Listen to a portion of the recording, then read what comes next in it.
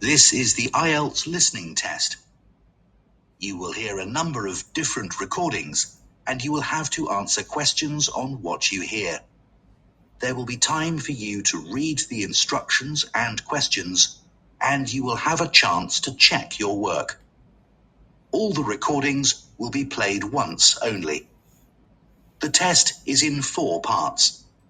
At the end of the test, you will be given 10 minutes to transfer your answers to an answer sheet. Now turn to part 1.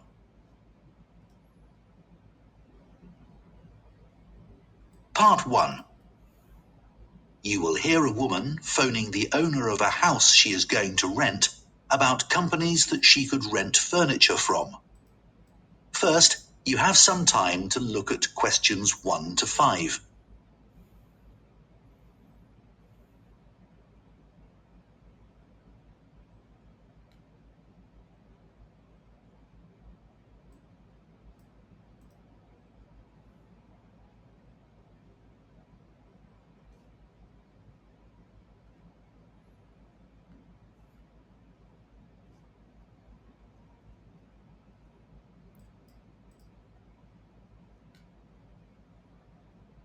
Now listen carefully and answer questions 1 to 5.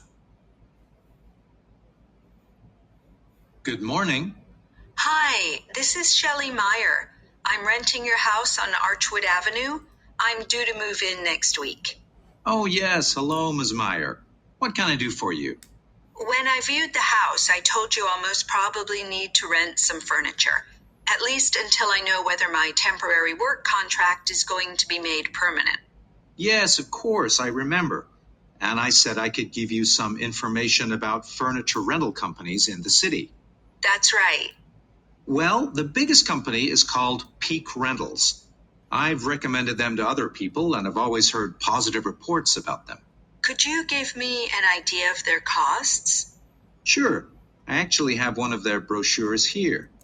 It says the monthly price per room starts at $105 and goes up to $239. That depends on which rooms you need furniture for, of course.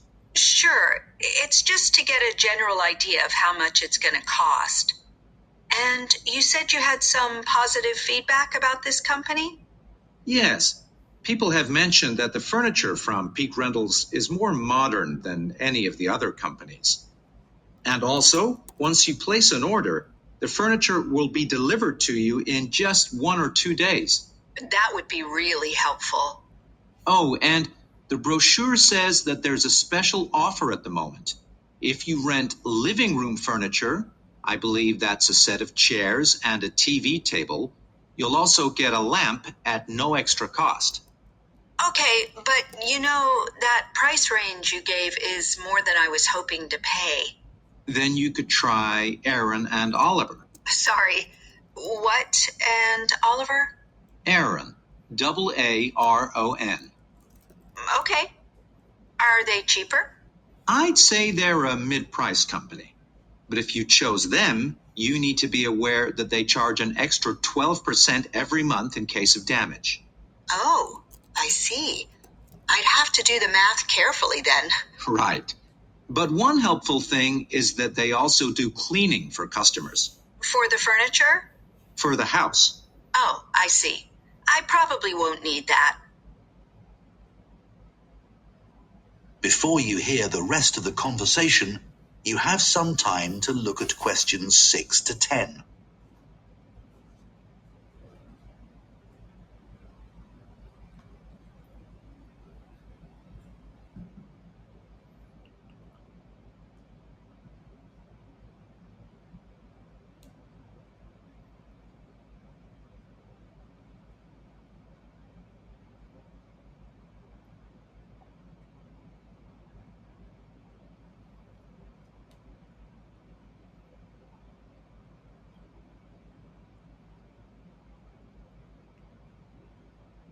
Now listen and answer questions 6 to 10. There's another company called Larch Furniture. It's quite new, and it has the lowest prices in town. That's for both furniture and also electronic equipment. Well, that would be good. I'm not bringing much with me, and I won't have much time to go shopping after I start my job. There are two things you need to know about large furniture. First of all, you have to take out insurance on the furniture, and you need to organize that yourself. That wouldn't be too hard. Also, you can't take out a contract for less than 6 months, but I figure that might not be a problem for you. You're renting the house for 12 months after all, aren't you? Yes, okay. Well, Sorry to interrupt. I just thought of another furniture rental company. It's called Space Rentals, and it's located very near to the house. Okay.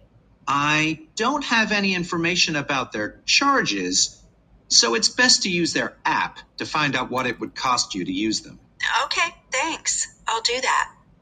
One good thing about that company is that if you don't like the furniture once it's delivered, you can request exchanges, as long as you do that within a week of receiving it. That sounds really great. Okay. Well, thanks very much. That's so helpful. That is the end of part 1. You now have 1 minute to check your answers to part 1.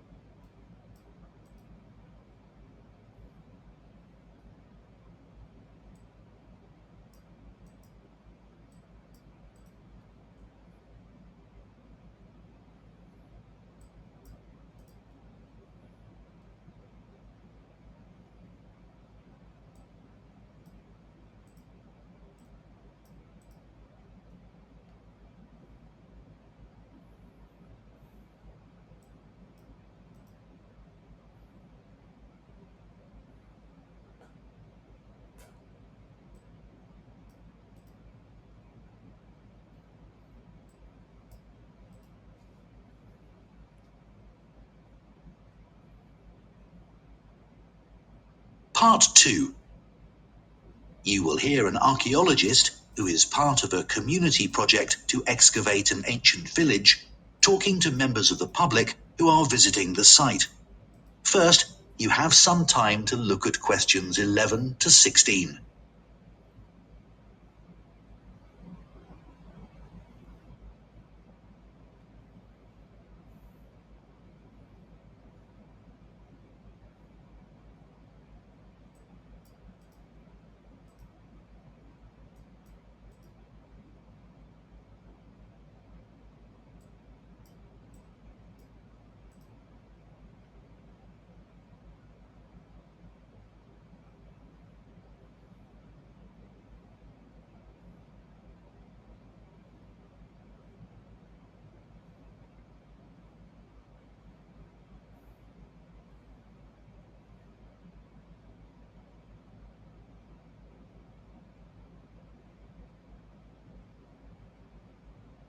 Now listen carefully and answer questions 11 to 16.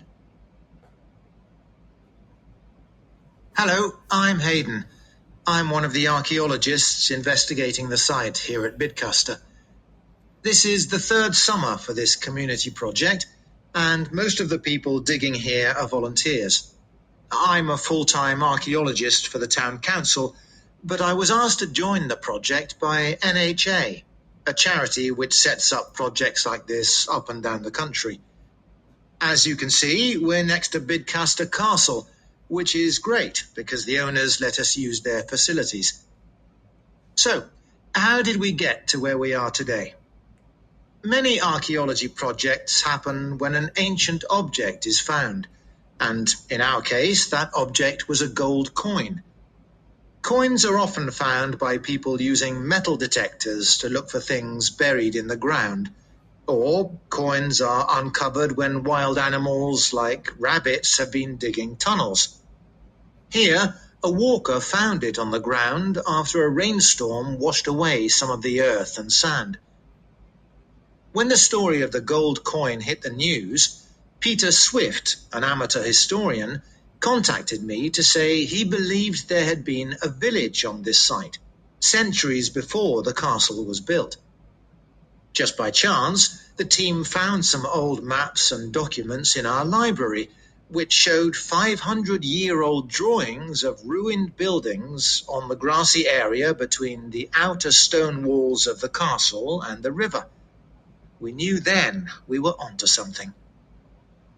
Over the 3 summers the team has been here, we found the remains of several buildings, and more broken pots than you can count. Normally you'd expect to find brooches and other jewellery, but we're still waiting to uncover any such items. The people who once lived here were skilled at making tools from animal bones, as you'll see when you visit the exhibition. Besides the discovery of the village, we've also found evidence of human activity on the other side of the river. No other houses or huts so far, but we can see the borders of an ancient field system. At one point, we found a long wall and thought it was an ancient palace, but it turned out to be a modern wall. This summer's work will end soon, but we'll be back next summer.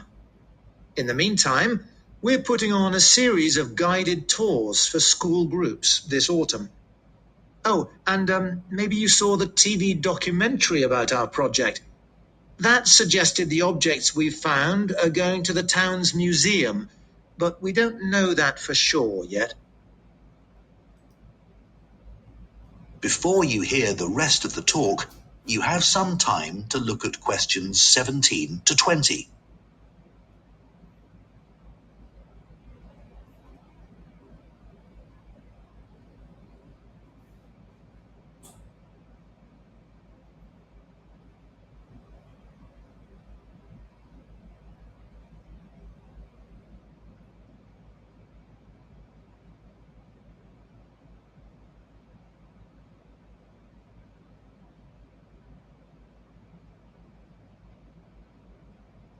Now listen and answer questions 17 to 20. When you enter the site, please make sure you keep to the paths at all times. There are a few other things, the highlights of the site, if you like, that I want to mention. Take a look at the map. Our present location is marked at the bottom. This year, we've identified the foundations of an ancient bridge. And it's really exciting today because a team of divers are in the river searching for lost objects. To reach the bridge, take the main path ahead of you, go straight on, and keep going till the path bends to the left. You'll see a smaller track leading off to the right. Follow that to take you to the river, where the divers are. You might be interested to see the rubbish pit. This is very near the castle walls in the northwest corner of the site. It actually dates to the time of the castle and not the ancient village. We found oyster shells and fish bones, and we assumed they were thrown from the castle kitchen above. One area we excavated in the first summer uncovered the site of a meeting hall. We knew it was an important building because it had 2 rows of post holes, deep enough to support a large roof. It's the largest structure in the central area of the site, next to the current excavation area. Last year, we discovered a fish pond in the ancient village. Normally, these were beside a river. The pond here is further away, but it's possible the river has moved slightly. Anyway, to get there from here, you turn right at the first information board you come to and follow the path into the trees. Before you come out of the trees, you'll see it on your right. If you reach the river, you've gone too far. So, does anyone have... That is the end of part 2. You now have 30 seconds to check your answers to part 2.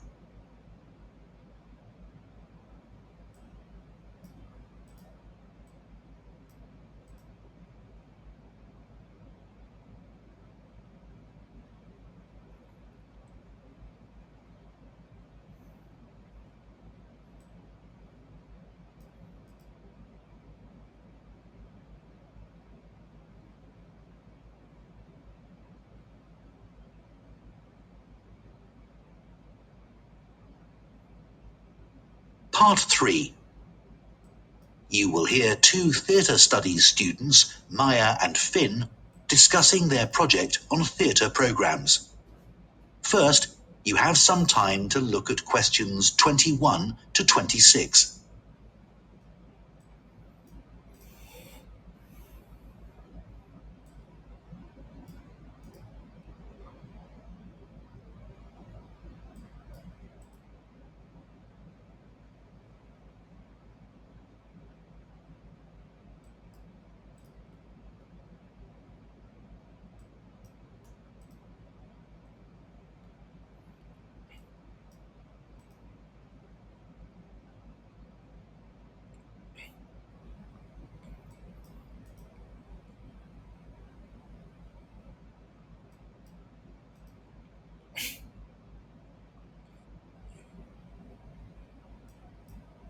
Now listen carefully and answer questions 21 to 26.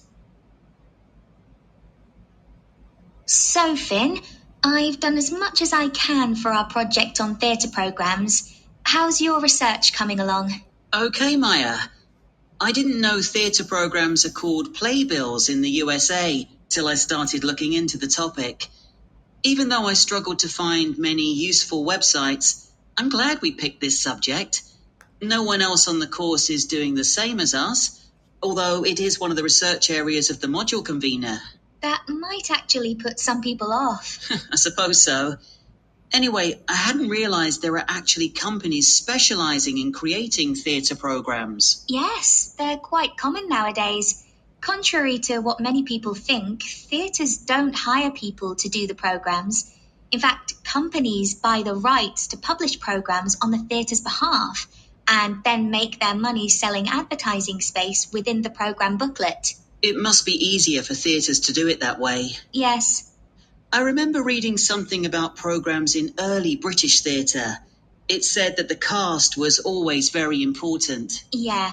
Audiences were very familiar with leading actors, and big names would draw huge crowds. But I hadn't realised that if the programme named a famous actor, that's who the public expected to perform.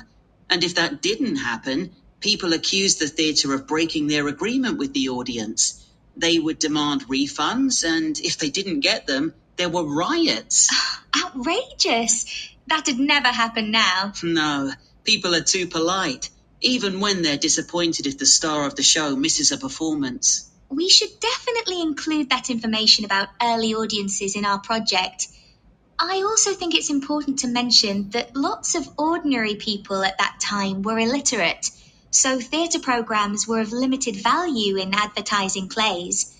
When a company of actors arrived in a town, they'd parade around the streets in their costumes, beating drums and announcing their upcoming performances. Interesting. I couldn't imagine that happening now either. There's also an interesting comparison to make between 18th and 19th century programmes. Wasn't it in the 19th century that theatre programmes started to resemble programmes today? Yes, and unlike programmes from the 18th century, they always used colour. And there was a greater variety of designs. But personally, I think 18th century programmes were superior because they told the theatre goers so many things, including about the actors. And about the writer, the plot, and sometimes the history of the play. That's right.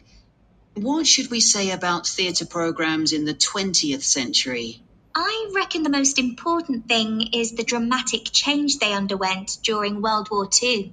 When the government imposed restrictions on the use of paper? Yeah, but that was only in the UK. In the USA, programmes, or rather playbills, continued to be published in the same format. While here in the UK, programmes became merely a single sheet of paper folded to create 4 pages for text.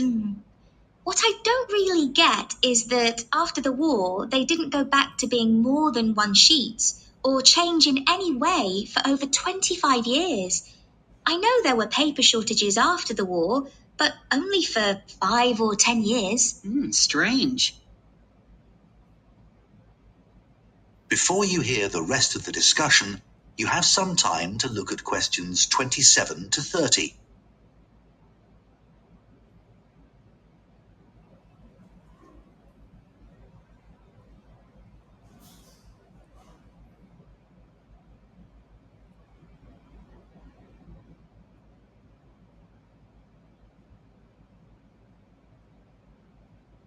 Now listen and answer questions 27 to 30.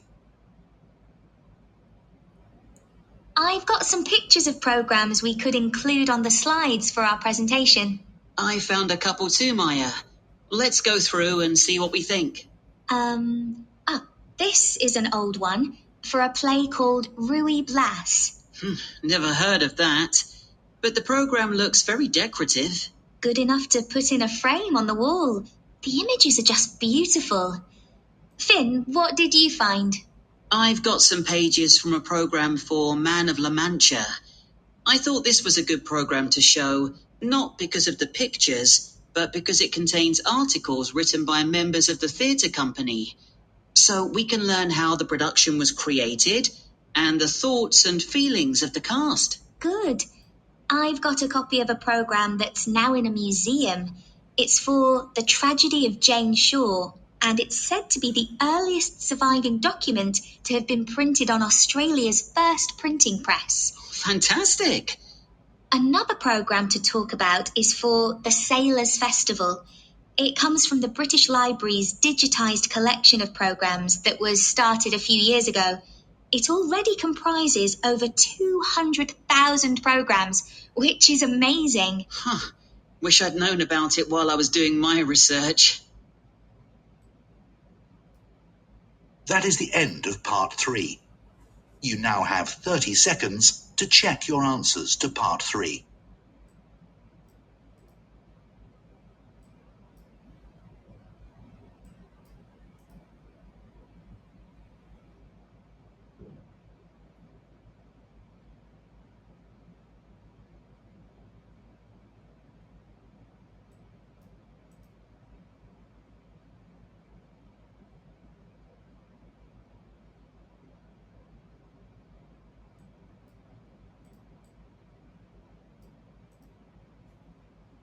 Part 4.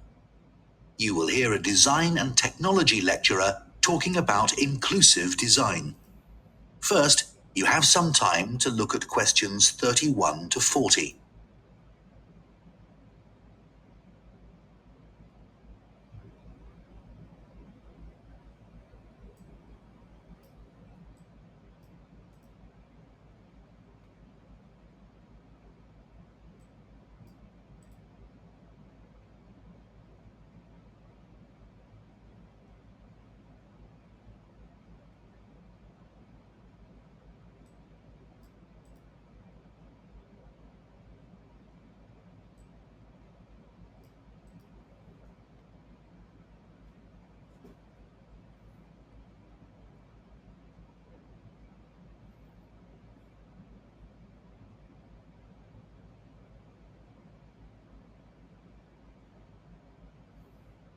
Now listen carefully and answer questions 31 to 40. It's only relatively recently that designers have become aware of the need to be inclusive when designing products. But what does that mean exactly? Well, it simply means designing products that span economic, social, and cultural barriers. It means making sure products are accessible, so that as many different types of people as possible can use them without any type of adaptation having to be made to the original design. Inclusive design is often linked with universal design, although they are not quite the same thing. Universal design aims to make products that work for everyone, and that includes considering the needs of people who have cognitive difficulties, which can present quite a challenge. Today, examples of successful inclusive design can be seen all around us. In workplaces, it is common to see desks which can be adjusted to suit people of different heights, or for wheelchair users. This still isn't always the case, however, and is one reason why office workers often suffer from back or neck problems. You'll find another example in the public toilets of countless hotels, airports, and offices. Taps that you activate by sensor require no pressing or twisting movements. These are not only more hygienic, they're also easier for people with dexterity or mobility issues. The tech industry has been criticized in the past for focusing too much on young consumers, but this is changing. Many products are now designed with the elderly in mind. For example, it's well known that vision declines with age, and that we also become worse at distinguishing between similar colors, in particular shades of blue, which is why software designers rarely create interfaces with this color. Motor skills also decline with age, and some people have difficulty doing everyday things, like picking up a cup or opening a door. This can also affect their ability to use a mouse or keyboard. So voice access is now a routine way of making commands.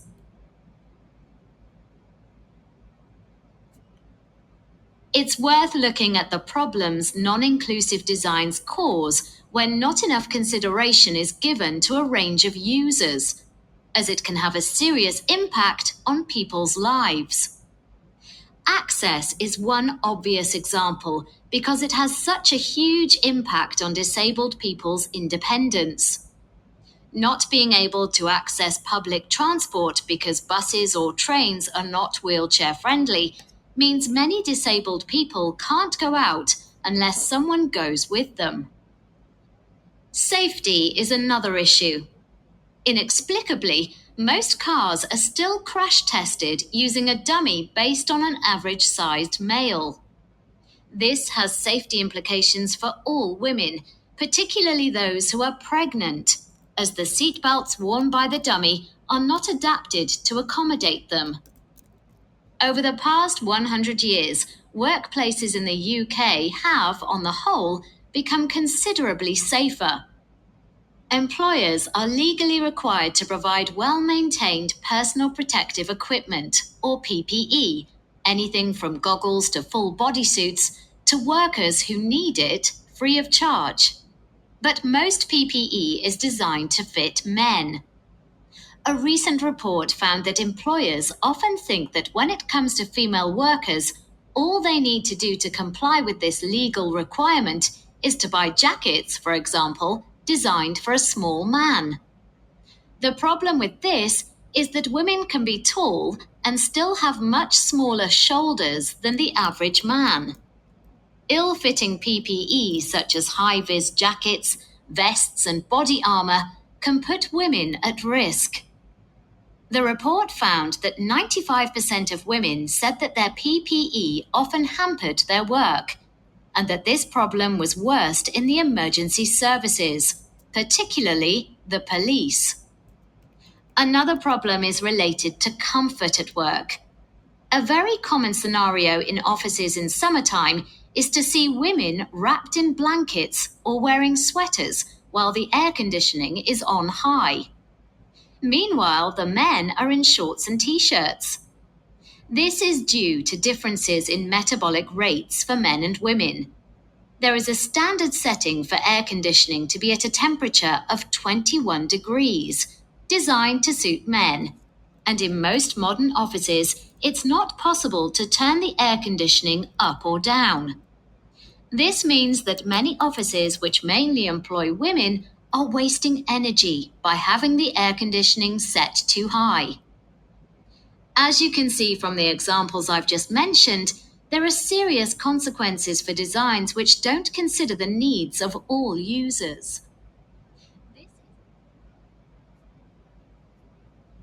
That is the end of part 4. You now have 1 minute to check your answers to part 4.